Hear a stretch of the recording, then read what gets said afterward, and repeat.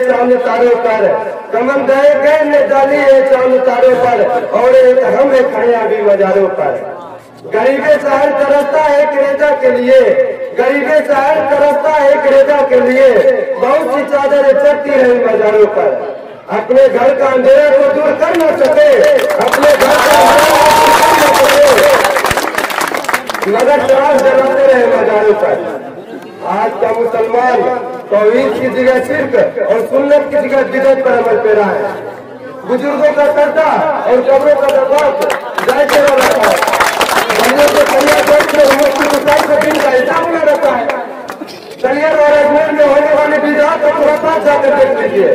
बहराइच और पाकिस्तान में होने वाली खुराफात और समाज जाकर देख लीजिए कि किस तरह इसके नबी के ठेकेदार, मोहब्बत रसूल के दावेदार कब्रों पर माथा रखकर ईद के गाय पर तौहीद जैसी अजीम दौलत को कुर्बान कर देते हैं।